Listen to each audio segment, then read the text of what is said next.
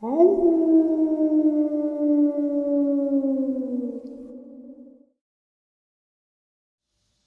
and salutations, everyone. I do hope everyone is still doing well, and welcome to the night ending bonus upload, the upload that brings us right up to Saturday Nightmares, live from upstate New York, 12 a.m. Eastern Standard Time. Guys, I hope to see you all there. We have a lot of fun sharing experiences and, well, theories, whatever. It's a great time. Before we jump into this bonus, though, couple links. As many of you know, I rely on Patreon, PayPal, channel membership, and the merch to help the channel to continue to grow and go. Links to Patreon, PayPal, and channel membership is in the description below. The merch is displayed directly under the video. Also, Dogman Frightening Encounters, Volume 1 through 3, the audiobook versions. They were written and researched by Tom Lyons, narrated and produced by me, Jeff Nadolny. Those audiobooks are available on Audible, Amazon, and iTunes, links to which are also in the description as well. And finally, last but definitely not least, if you'd really like to help support the channel to continue to grow and go, simply subscribe. It does not cost a cent. Click the like button, takes half a second. If you don't want to miss out on any of the informative uploads that I put out daily, click the bell icon, and folks, please leave a comment and share the video. Why? Well, because all of these things really do help the channel to continue to grow and go. They definitely do matter, and they are appreciated. And with that, I have taken far too much of your time. Let's jump into this night-ending bonus upload, shall we? Remains discovered of Neanderthal girl whose parents were two different species of human. The 90,000-year-old remains of a teenage girl is the first evidence of interbreeding between two different species of early human, scientists have just revealed. Remains discovered during an archaeological dig in Siberia have been confirmed as a hominin, hybrid between Neanderthal and another sister species to Homo sapien, the Denisovians. The girl, known as Denisovia 11, was believed to be 13 years old when she died. Her remains were excavated from a cave in Siberia in 2012, among other Denisovian bones. Paleontologist Vivian Sloan, who made the discovery, initially believed she must have contaminated her sample, she told National Geographic. But after 6 separate tests, the find was confirmed. Ms. Sloan, whose team reported their findings in the journal Nature yesterday, said, "We knew from previous studies that Neanderthal and Denisovians must have occasionally had children together, but I never thought we would be so lucky as to actually find an offspring of the two groups." All evidence of Denisovians have come from the same Siberian cave where the hybrid girl was found in 2012.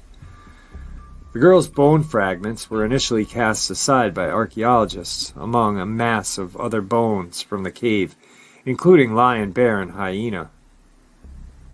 It wasn't until Samantha Brown at the University of Oxford came to study them that she was found to be hominin, leading Miss Sloan to investigate. She added, "The finding of the first-generation Neanderthal Denisovian offspring among the small number of archaic specimen sequenced to date suggests that mixing between late Pleistocene hominin groups was common when they met." It is striking that we find this Neanderthal Denisovian child among the handful of ancient individuals whose genomes have been sequenced, added Svent Pabo, director of the Department of Evolutionary Genetics at the Leipzig Institute and lead author of the study. Neanderthal and Denisovians may not have had too many opportunities to meet, but when they did, they must have mated frequently. Much more so than we previously thought, Mr. Pebo said. Early woman. Homo neanderthalis are relatively recent human predecessors, ruling an area that covered Central Asia, Europe, and the south of England from around 100,000 to 40,000 BC, making them our closest relatives in the hominin family tree. They often had larger brains than Homo sapiens and were the first human species to make tools out of bone. It is believed that they were wiped out by the spread of Homo sapiens across the planet around 28,000 years ago, with only small pockets of the iconic caveman surviving and interbreeding with Homo sapiens. This accounts for around 1 to 2% of Neanderthal genes in the DNA of European people. This newly discovered girl actually had a Denisovian father, not a Homo sapien. The first Denisovian DNA was only discovered in 2010 at the Denisovia cave in Siberia, Altai Mountains, and the sister species is believed to be an offshoot from the archaic hominin of 1 million years ago. So, I know a lot of people are like, wow, that really doesn't have anything to do with Chimera. Well, it actually does, because usually two different species do not breed. It's thought to have happened during this period of time. They only thought it was to happen, but now they have evidence of it. Nature at its best. But another thing that really gets my brain just functioning is this is a sister species to Homo sapien. And we just found out about it in 2010. And yet, there are people that, if we told them in 2009, hey, there's a sister species of the Homo sapien and this, and that, they'd be like, no. Just like now, when we say, hey, there's actual proof of Bigfoot and Dogman and other stuff like this. Just scientists haven't found it yet. You know, I mean, this is an exciting find, because it only, for me, kind of makes it concrete that eventually we will have scientific proof of these creatures that we study and have become so fascinated with. Today's second part of the upload. This happened on August 1st, 2021, at roughly 2 a.m. My cousin and I were heading home from Montana and heading through the Black Hills. I had picked out a spot to camp in the NF and planned on just setting up camp in the back of my truck and sleeping. So I set a pin for what looked like a dead-end road to sleep at. We pull up to the main road and get to the spot probably 2 miles back. 43.73 45108 by 103.9461 558. And we notice that there's a logging operation going on. So I pull off to the side in case they're going to be working on a Saturday, and I shine my light around the perimeter and I don't see anything.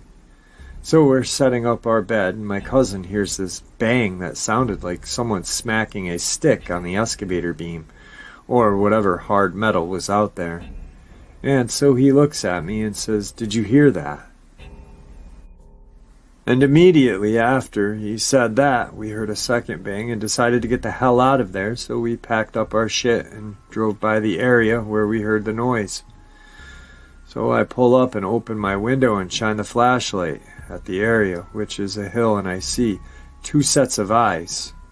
The space between the eyes was probably 6 to 8 inches apart, and they were both clearly looking at my vehicle. One was about 6 feet off the ground, while the other was probably 4 feet taller than the other. So I reverse because they're moving around, and I yell out the window, "Hey, who's there?" and do not get a response. Ended up getting the hell out of there.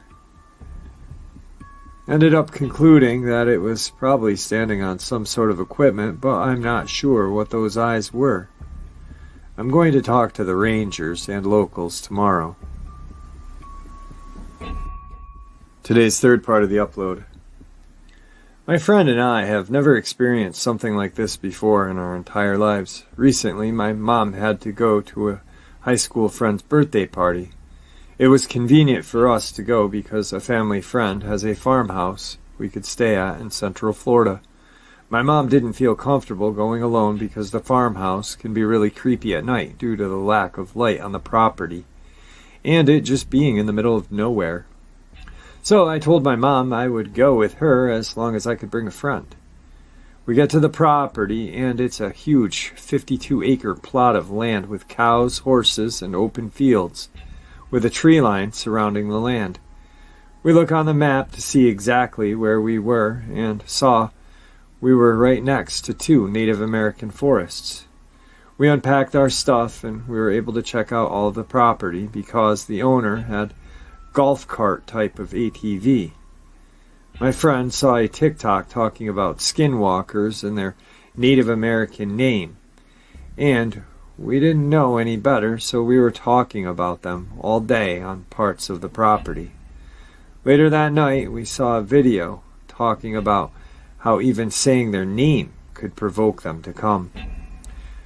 We immediately got kind of scared because we found out that the party of my mom's was going to be an hour away, so we'd be at the farmhouse all at night, alone. As the sun started to set, we quickly noticed that none of the windows on all 4 walls of the house had curtains. With the lights on in the house, you could only see a reflection from the inside, but could see right in from outside. As I said, the property had little to no light, but some floodlights were motion activated on the back porch of the farmhouse. Just a quick description of the farmhouse. It was a 1-bedroom, 1-bathroom house with a little living room and a kitchen. There were 2 doors, one leading out to the fields in the back, and the other was directly attached to a horse stable, which was more of a lounging area, as there were tables and a bar with a giant flat screen. Okay, so now you can get into the scary part of the night. My friend was putting away our dinner in the fridge, and I was outside smoking. As soon as I walked back up to the table in the horse stable, I heard something very close to me and ran back inside. As soon as I came back inside, my friend asked if I knocked on the window. Of course, I had said no, but my friend found that hard to believe, as she definitely heard a distinct knocking at the window. This window is important to the story because the floodlights were right outside of it. I forgot to mention we had brought in our dog, and she was fine the entire day until it became dark outside. When my friend and I were both inside, we just brushed it off until the floodlight outside, the window turned on, and my dog bolted to see who was out there. My dog sat there and barked at the window, but when we went to check it out, there was nothing there. Both of us really needed a cigarette, so we both decided to go outside and give it one more try. My friend stepped outside and looked to her right. I was confused and told her we should stay in the stable, so we walked to the table. As soon as we sat down, there were another 2 knocks on the other side of the building. We got up and sprinted toward the house, where we locked ourselves in, and my friend told me she heard whispering coming from the right as soon as we stepped out of the house. At this point, we're really freaked out, and my dog had began to bark again at the same window where the light had turned on. Once again, there was nothing. The only comfort we could get at this time was calling my friend's parents and some of our friends. However, after a short 10 minutes of us talking to people, our service cut out, and both of our calls failed. We couldn't text anyone either, and this really scared us because we hadn't had a problem with our service the entire day. We once again tried to relax and put on a movie, but that's when we heard something jump onto the roof and walk above the room we were in. My friend and I immediately leapt up and ran to the bathroom. We didn't know what to do, but at this point, I thought my best bet was to run to the car, which was at least 40 feet away, and get off the property until my mom and the owner could make it back. We grabbed our stuff, still hearing whatever was on the roof, and walked around to where we moved in the house. As soon as we got to the door, my friend pushed me and said, "Listen," which is when we heard 2 knocks right at the door we were standing in front of. It then ran toward the back of the house where all of the floodlights on the back porch went on. The dog was going crazy, and my friend and I were on the verge of tears. I told her that we needed to run to the car and get the hell out of here, which we did. As we were running, we could hear something on the roof of the stables, almost as if it was following us to the car. We sped off and sat in the parking lot 2 miles away for 2 hours until my mom and her friend returned to the property. They escorted us back in, and as we were walking through the stables to get to the door of the house, there was another knocking in the stable. The owner said that she had heard it and went to go check but saw nothing. Something my friend and I had noticed was the sounds of the crickets were back again. When we left the house earlier that night, there was not a sound that could be heard other than whatever was on the roof. My mom ended up sleeping there at the house, but my friend and I were traumatized. We felt as though the farmhouse was peaceful again as soon as we got back, because we didn't feel any negative energy that we were feeling that earlier that night. We were also too scared to even sleep, so we both sat in the bathroom on the floor apologizing for whatever we might have offended. We honestly don't know what this could have been, but we don't want this to ever happen again to any of us. Today's final encounter. This takes place in a very small town called Elbert, Colorado.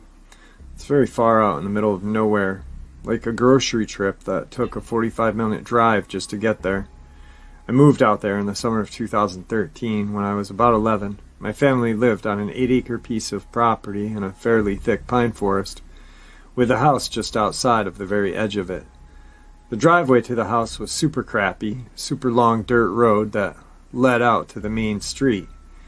That had to be a little less than 1/8 of a mile away from the house. To this day, I think that this place was the most peaceful place that I had ever gone to. The only sounds that could be heard were those of nature and our chickens, as we could not hear the rare car that would pass by. The nights that were the best part of this place, though, because of the lack of city lights. I was able to see every detail of every night sky down to the dimmest star. Because of the darkness, however, you weren't able to see a single thing below the horizon of the night sky. Along with that, there were several packs of coyotes that lived out there, and every night they'd all howl together. With enough of them, the noise would almost sound like water. The only thing that really sucked about the property, however, was the walk that we had to make just to take the trash out. The garbage company would only accept the cans that were brought out to the main road. We'd normally take the trash out before it got dark, but occasionally I'd forget and would have to do it in the dark, which I normally didn't mind. The trip would normally be a super peaceful walk out there, and we had headlamps at the ready so that we could easily see where we were going in the dark. Well, the summer before I moved out, there was a night where I forgot to take the trash during the day, and the batteries on the headlamps died. This meant I had to try to navigate my way down the driveway, almost completely blind. I went outside and stood next to the trash cans for a minute or two, staring at the darkness, in order to hopefully adjust my eyes. Staring into the darkness, though, I felt like there was something off. The normal coyote sounds were gone, and for some reason my eyes just would not adjust to the dark. I kept staring into the abyss, looking for any signs that my eyes may adjust, but no luck. Then this terrible feeling tore through my chest. The best way I can describe it is that this darkness, this abyss that I was staring into, was staring back into me. I was frozen with fear. I knew that I was alone out there, but something told me that if I were to walk into the darkness, I would not be returning. I continued staring, almost unable to look away from the darkness for a long time before my mom came out to check on me. Her opening the door seemed to break me out of my trance, and I ran to her and cried. She looked at me, confused, and noticed that I still hadn't taken the trash out. After telling her about what I felt, she laughed a little and gave me some encouraging words, telling me that if there was anything out there, our dogs would surely have noticed by now. She then told me to come back in 10 minutes for ice cream. I turned back around and walked back to the trash can, shaking. I'd never been so scared in my life, and what of nothing? I chuckled to myself, realizing the absurdity of it. When I took my eyes back off the ground, the chuckle turned back into a cry. I realized that I wasn't scared of anything. I was terrified that there was something out there that I could not see, waiting for me to leave the light of the house lamp to attack. Then the coyotes started, and my eyes started to adjust. Whatever may have been out there was now gone, along with my fear. The tears stopped along with most of the fear, and I was able to start dragging the trash cans down. The walk was somewhat scary, though. I was able to let the sound of the coyotes distract me. By the time I got back to the house, I felt safe again, but I couldn't stop thinking about the abyss. While I lived at the house, that was probably my scariest encounter. There were other scary encounters while I was there, but the only one that could even slightly relate to the others takes place at my friend's house. For the sake of privacy, I'll simply refer to this friend as D. D had a property that was about 10 minutes from mine, and we shared the same forest, with the only separation being a road in between us. We'd been hanging out for a while that day, playing video games, when I had the great idea to go out in the dark and explore his property. We agreed and waited until nighttime fell. After a few hours of video games and dinner, it finally seemed to get dark enough out, so we went out. We were wandering his 7-acre property, being pretty stupid, loud, and making half-assed attempts to try to scare each other. After some time of this, we eventually wandered into a clearing, and I guess the attempts settled in for both of us. At the same time, we looked around. Concerned, there was something off, and it felt like we were being watched. Trying to keep a good mood and maybe to try to keep my mind off whatever was making us feel this way, I suggested we make a scary movie to scare Dee's little brother. Dee laughed and agreed, pulled out his phone and started recording. We were acting like we kept seeing things in the woods. I would throw a stick when the camera was facing away, make weird grunting noises and such in order to make this video creepy. We both were having a great time. However, deep down, I felt like something was very off, and I think he did as well. Then out of nowhere, a twig snapped behind us. I automatically assumed that Dee had thrown something, but when I looked at him to confirm, he was looking at me to see if I had thrown it. Before this moment, I was trying very hard to make my voice sound as scary as possible for the video. However, as soon as I heard this, I didn't need to try anymore. We stared in the direction that the twig snap came from for about a second, hoping to make out something. But to no avail. Once again, my eyes would not adjust to the darkness, except this time, instead of physically standing in the light, I was inside of the darkness, partially for the video and partially for my sanity. I whispered, "Run!" Dee nodded slightly, his face illuminated by his phone. Then we started sprinting in the direction of his house. I don't think I had to run so hard in my life before, but there was a feeling in my gut still telling me that we weren't fast enough, and we needed to hide. Dee must have felt the same thing. He took the lead and led us to a nearby cat shed. A motion sensor light flickered on as we passed by, and we got in the shed as quickly as we could.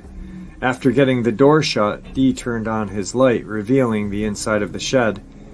At the time, it seemed to me like the cats were hiding from something.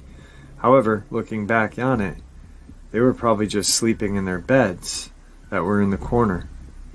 This freaked me out even more. Dee started climbing the wall of the shed to lead us onto almost a shelf-like structure that had a window so we could look out. Dee sat on one side of the window and I sat on the other, so that we were facing each other and could see both angles of the window. Eventually, with the light on outside and the added comfort of a roof over our head, we started to calm down and focus on the video again. As we were talking about what might have been out there, the motion sensor light turned off, dropping the outside back into the darkness. We went quiet as the uneasy feeling washed over us. To me, it did not feel like we were being watched anymore, more like we were being looked for. We stared intently out the window, looking for signs of anything. When I thought I started hearing footsteps, having a wall between us, and the steps muffled them, so I couldn't be sure what I was hearing. I asked Dee about them, and he said he heard them as well. However, I'm pretty sure he was just saying it for the video. We went quiet again, listening. Then I heard the footsteps get slightly louder. One of the cats started rubbing up against us, which distracted us and caused us to turn around and start petting him, because who wouldn't pet a cat? As for petting him, the outdoor motion light flickered on again. I felt goosebumps crawl up my arms to my face as we slowly turned around. We looked out the window and saw nothing. Dee told me again that we should get inside, and I agreed.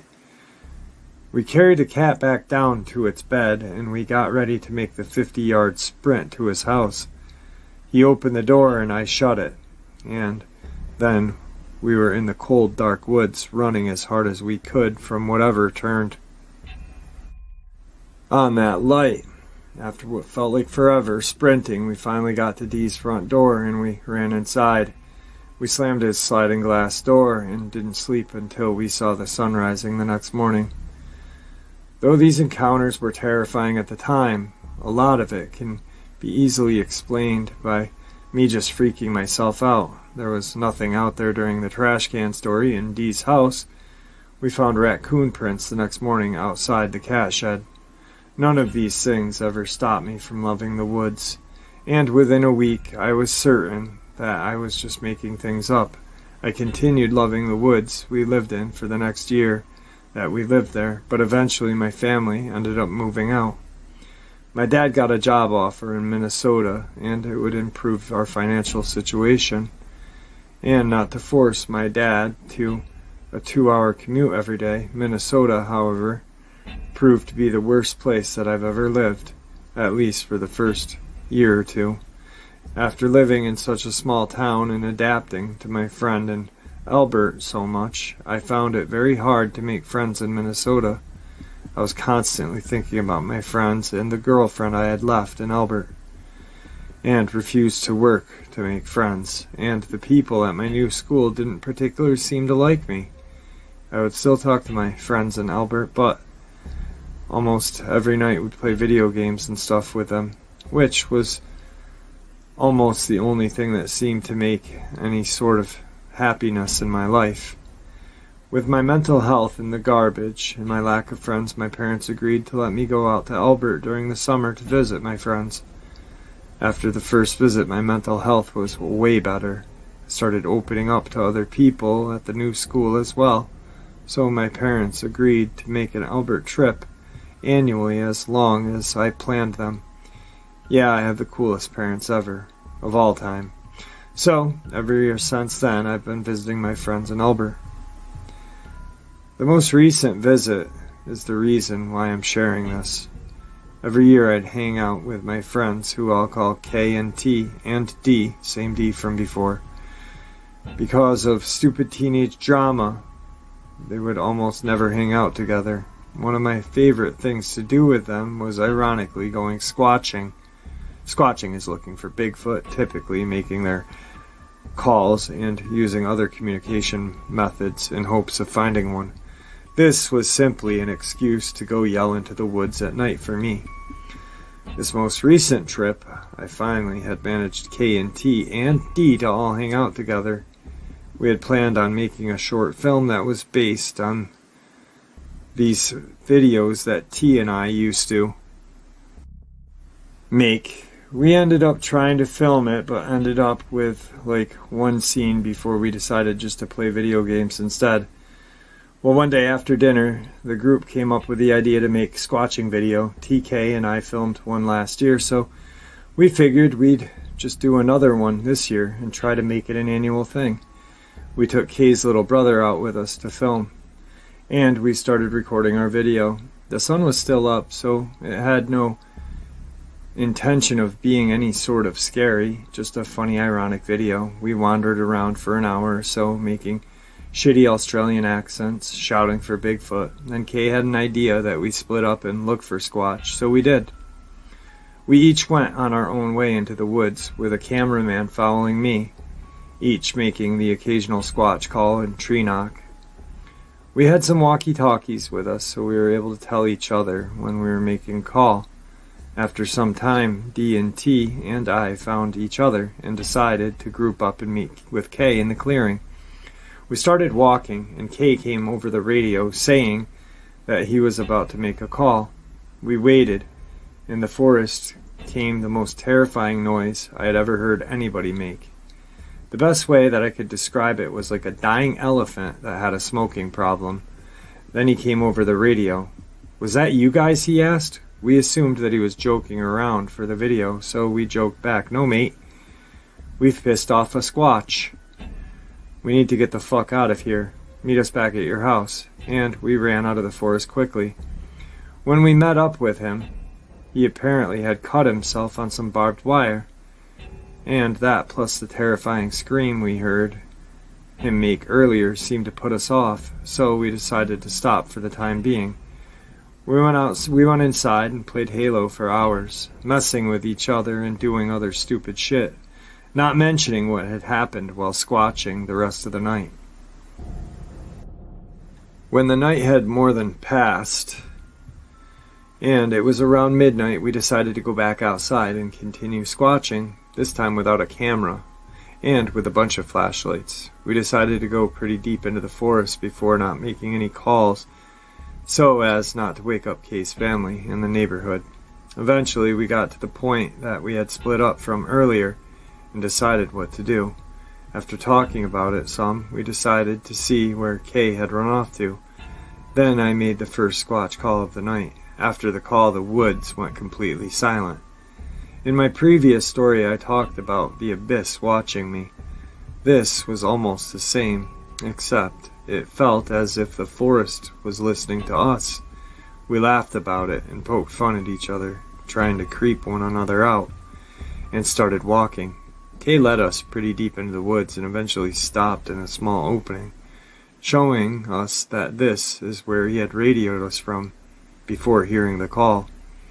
The thing is, Kay didn't refer to the call as his. He referred to as one of ours.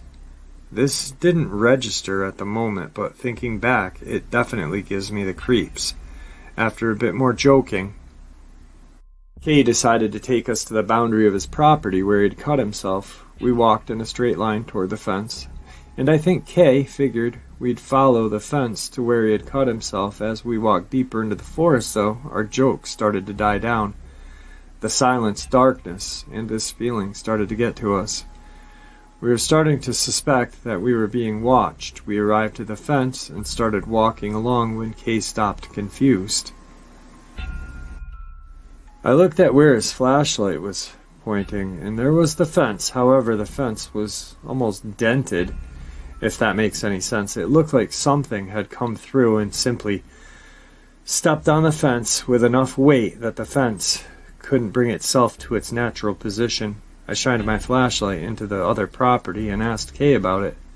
I can't remember exactly what he said, but I think I remember him saying it was a large piece of property owned by the Native American land that had once been sacred or something like that.